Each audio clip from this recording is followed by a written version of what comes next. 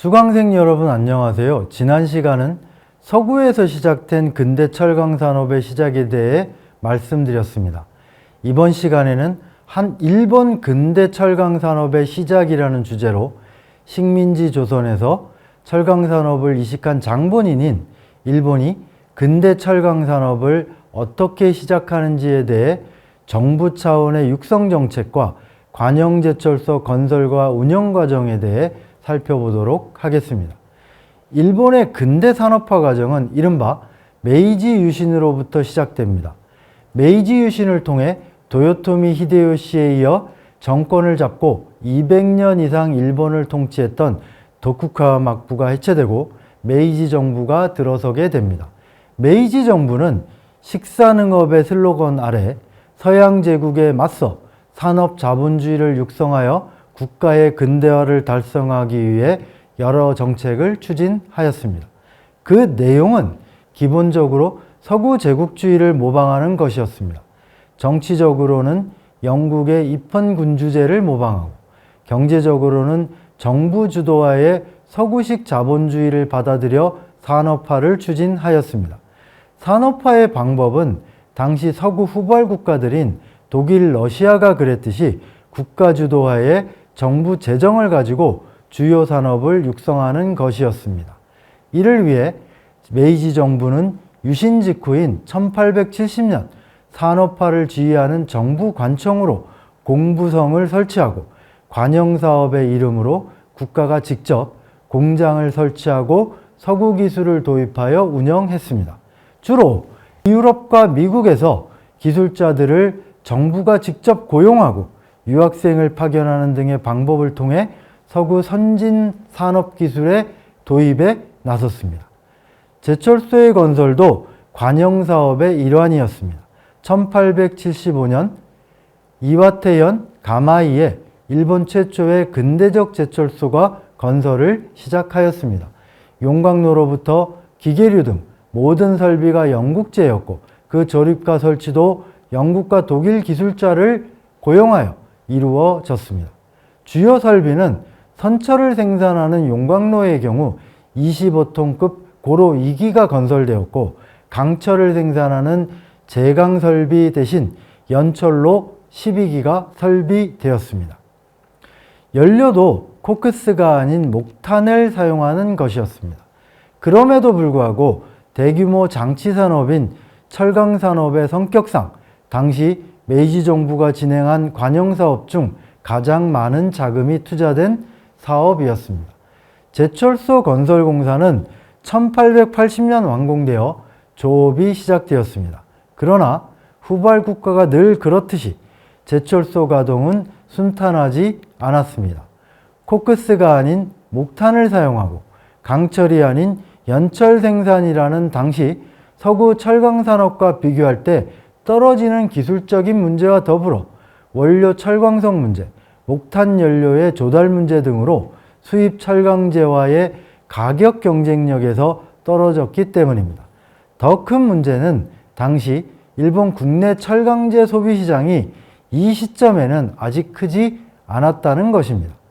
철강제의 대량 생산에 조응할 정도의 산업화 수준이 되지 않았던 것입니다. 결국 일본 최초의 근대식 제철소는 가동과 휴업을 반복하며 부진한 운영 상태를 보였습니다. 결국 1887년 일본 최초의 관영제철소는 민간에 불화되어 가마이 광산 다나카 제철소라는 이름의 민간제철소로 재출발하게 되었습니다. 민영화된 다나카 제철소는 이후 주로 정부와 군에서 필요한 철강제를 공급하는 것으로 조업을 이어나갔습니다. 연간 선철 생산량은 400톤 정도에 불과했습니다.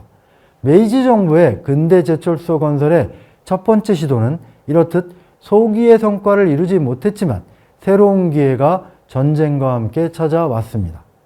1894년 조선을 차지하기 위한 중국과의 각축 상황에서 발생한 청일전쟁에서 승리하면서 일본은 막대한 전쟁 배상금을 청나라로부터 받게 되었고 이것을 가지고 2차 관영제철소 건설에 착수합니다.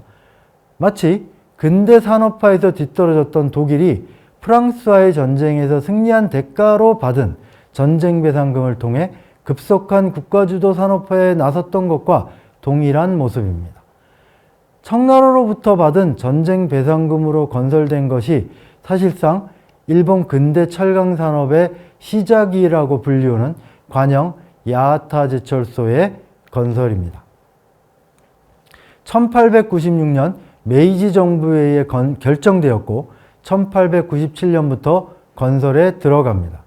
제철소 건설 장소는 한국과도 지리적으로 가까운 기타큐슈의 야하타시에서 입지하였고 여기 현재는 메이지 산업혁명 유산이라는 이름으로 유네스코 세계유산에 등재되어 있습니다. 이 부분과 관련해서는 이야기가 약간 본론에서 벗어나는 감이 있지만 한 가지 정도 지적해 두고 싶은 것이 있습니다. 일본 정부는 세계유산 등재 과정에서 일제 말 여기서 일한 조선인 징용 노동자의 실상을 축소 은폐하려고 하여 한국 정부와 마찰을 빚었습니다. 세계유산 등재를 위해 일본 정부는 조선인 강제노역을 인정하는 듯한 자세를 보였지만 등재 후에는 다시 이를 부정하는 것으로 입장을 바꾸었습니다. 현재도 이 상황은 지속되고 있습니다. 다시 일본 근대 철강 산업 시작의 본론으로 돌아가서 야하타 제철소 이야기를 조금 더 하겠습니다.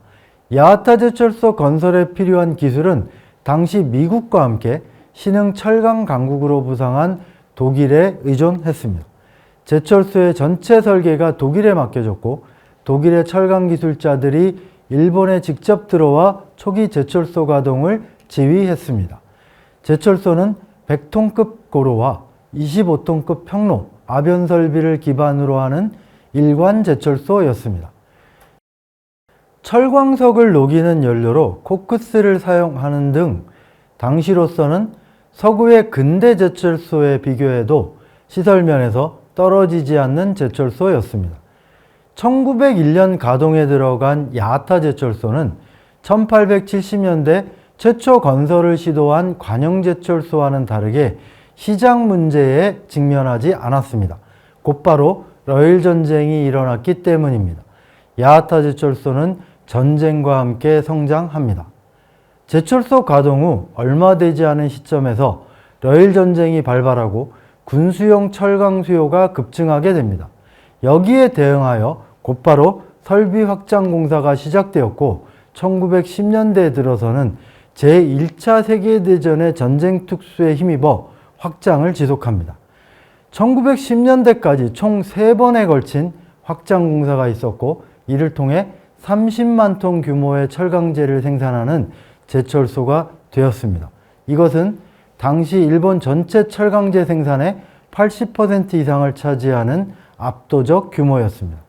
물론 일본 근대 철강 산업이 전쟁 수요에만 입각해서 성장한 것은 아닙니다. 청일전쟁 이후 일본의 근대 산업화는 가속화되었고 20세기에 들어와서는 보다 뚜렷한 성과를 내기 시작합니다. 을사늑약을 통해 조선에 대한 영향력을 확보한 일본은 이를 토대로 만주 경영에 착수하고 중국 시장을 열었습니다. 이 점도 일본 산업화에 중요한 역할을 합니다.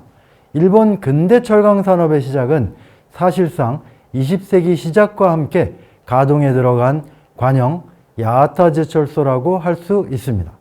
야하타 제철소의 건설이 가능했던 것은 청일전쟁을 계기로 중국에서 받은 전쟁 배상금이었고 제철소 가동 직후 시작한 러일 전쟁은 철강 수요의 급격한 확대를 가져왔습니다.